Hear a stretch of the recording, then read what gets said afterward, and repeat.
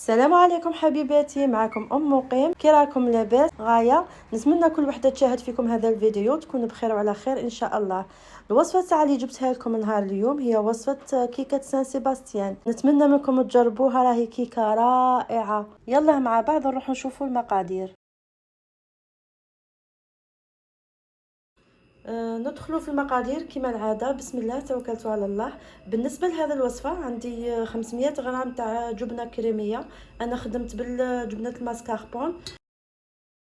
نزيدوا عليها كاس ناقص ربع تاع سكر، ما يعادل 150 غرام سكر. نخلطوهم غايه بالباتور.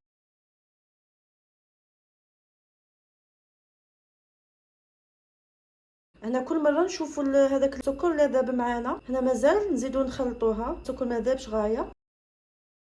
من بعد اللي خلطنا هذاك السكر والجبن الكريمي دروك نزيدوا عليه خلطنا هذوك المكونات. دروك نزيدوا لها البيض ثاني اللي يكون بدرجه حراره المطبخ. عندنا 4 حبات تاع بيض، نديروهم تدريجيا بالحبه. نديروا الاولى،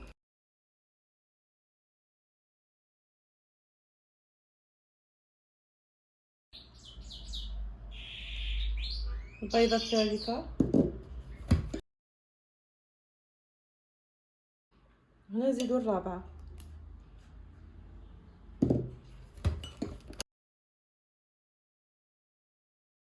من بعد اللي درنا هذوك 4 حبات تاع بيض، هنا عندي ملعقه كبيره تاع لافاني. لا عندكم سائله ديروا معليش.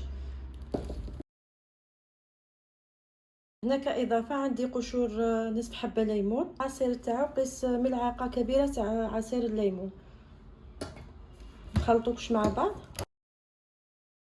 هنا عندي كاس ونص تاع كريمه سائله، نفرغوها على هذاك الخليط. من جهه اخرى كنت مغربله 2 مغارف تاع فرينه، نضيفوها على هذاك الخليط. نخلطوكش مع بعض.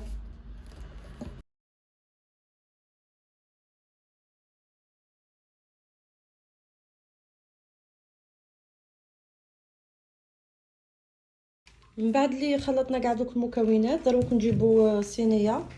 القطر تاعها هنا عندي 20 سنتيمتر. ماذا بكم باش تجيكم هذيك التشيز كيك تاعنا عالي. نجيبو ورق الطهي، شوفوا كيما نهار نقصوه.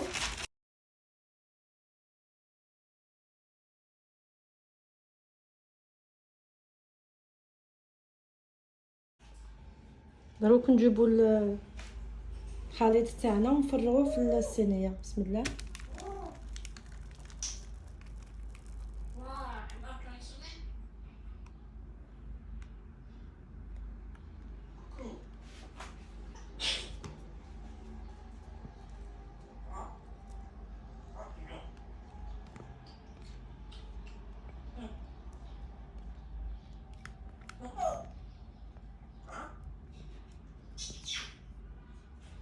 هذه فرغنا الخليط تاعنا كاع في هذا المول. دونك نبقاو نخبطوا فيها هكا.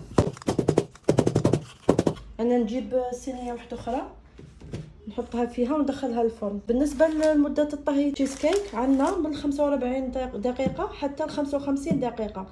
كي نشوفوها حمارت من الفوق نحوها من الفرن ونعود فيما بعد. ها هي الكيكه تاعنا من بعد اللي خرجناها من الفرن. دروك نخلوها تبرد. من بعد ندخلوها للثلاجه. نخلوها تبرد في الثلاجه مده 4 ساعات الى ليله كامله ونعود فيما بعد. ها هي الكيكه من بعد ما خليناها 4 سوايع في الثلاجه.